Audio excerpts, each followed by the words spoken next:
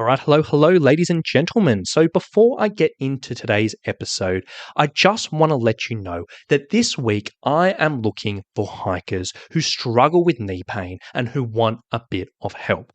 Now, specifically what I'm looking for is 5 hikers this week who do struggle with some type of knee pain on the trail and who want to make a significant change to that over the next 12 weeks. Now, if that sounds like you and you're a hiker who does get a bit of knee discomfort on the trail and you would like to learn how we go about helping our hikers with knee pain to get them feeling fit, strong, and really confident and comfortable on the trail, I would absolutely love to hear from you. To find out a little bit more, what you can do is go to summitstrength.com.au/apply. Now, from there, you can book a quick call with our team. We can have a bit of a chat and really just see if and how, one of our options may be right for you, your knees, and your hiking. So if you want to find out more, go to summitstrength.com.au/apply, and there'll also be a link for that in the show notes below. So with that being said, let's get into today's episode.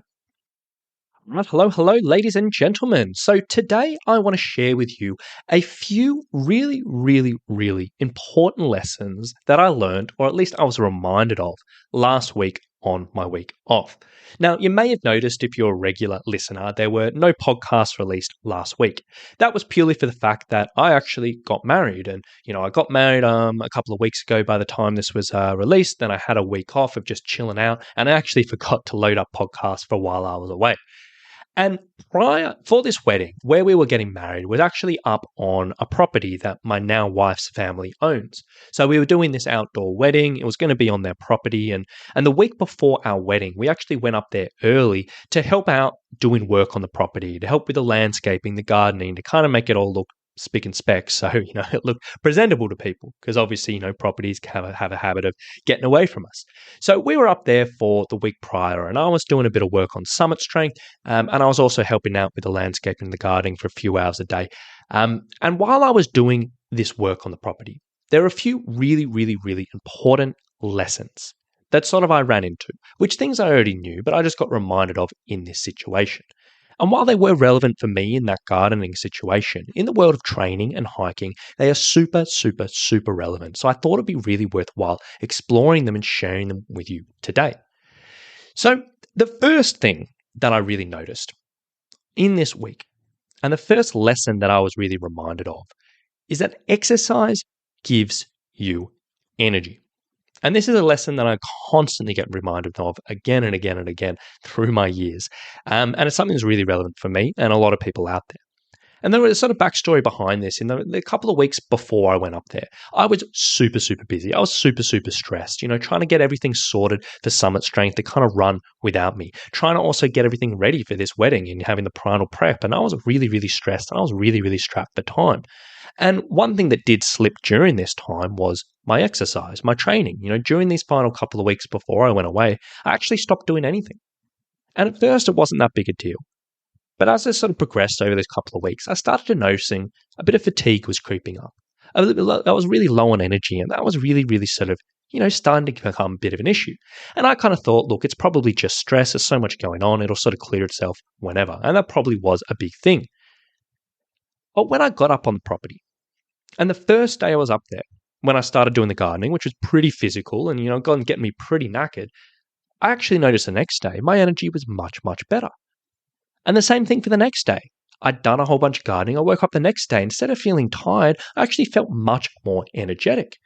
And it gave me this reminder that, exercise actually does give you energy, which sounds a bit counterintuitive, but it's very much the truth.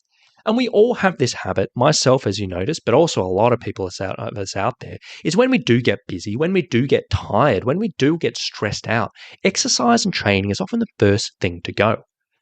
But in all honesty, during these times, it's probably one of the more important things to hold on to, because it has so many positive effects, from energy, from fatigue management, from mental clarity, from mood and emotions, and all of that jazz. And this was a really good reminder for myself. So that was number one, and I thought it was really worthwhile just bringing it up, because I'm sure hundreds of people listening to this right now actually is in a very similar situation. So number one, exercise gives you energy. And if you're going through a stressful period, a busy period, keep something up, because it will go a long way. Now, number two, the second lesson I learned is have your snacks and have your post-training meals pre-prepared and pre-organized. So what I mean by this was when I was doing the gardening, I was out of my normal environment. I was out of my usual kitchen. I was out of my usual routine. And one day that I probably did about 3 or 4 hours in the garden, hot, doing really, really physical stuff. And it was pretty hard work. And during that time, because I wasn't really prepared and we were on a property that was quite a way out of town, I wasn't really prepared. I didn't really have any convenient snacks.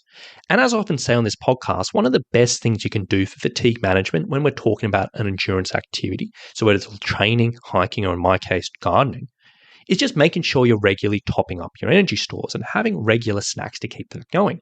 And I actually didn't have access to any of this during this day. I didn't have any snacks pre-prepared, so I just wasn't doing that. So as I was going hour after hour, I was getting tired and tired and tired. And by the end, I was like, oh, I am cooked. I really need something to eat.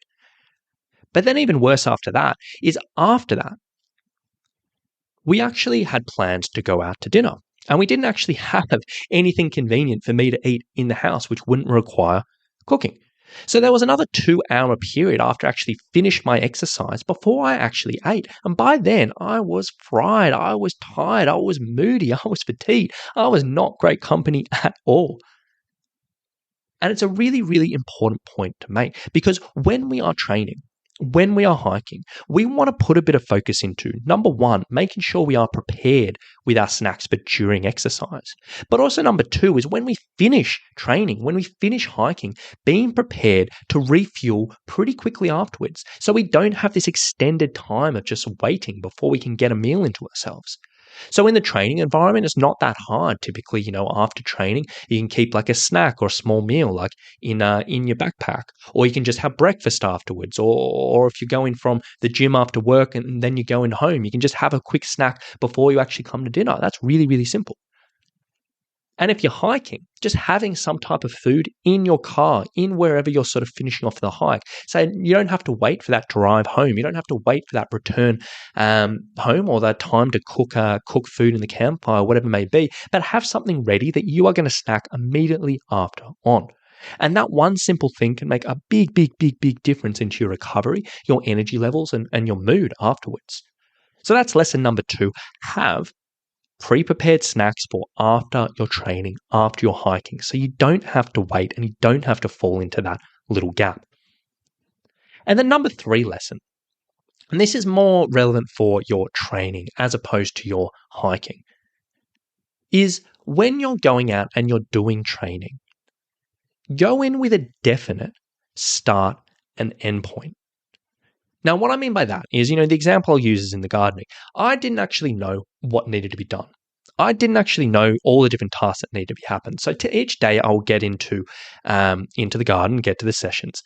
I didn't know whether I'd be there for half an hour, 2 hours, 4 hours, and it made things really tough because I didn't know when things were going to end. I didn't know how to pace myself. I didn't know how much I wanted to push in regards to really, really hustling around the garden.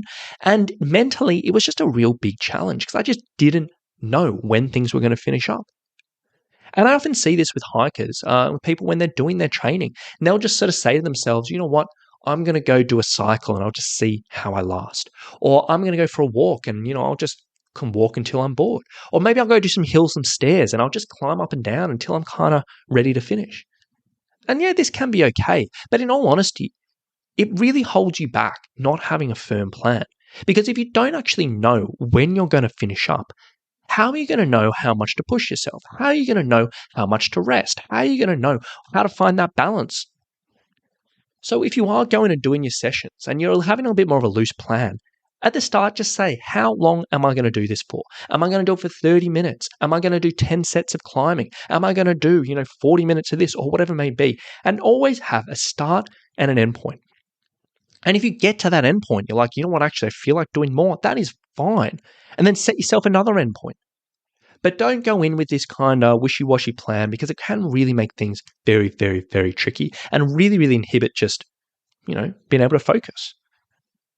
And I think like those 3 things, they're quite different, they're quite diverse, but they were really, really relevant for me during that week before the wedding. And I think it's really, really relevant for a lot of hikers out there.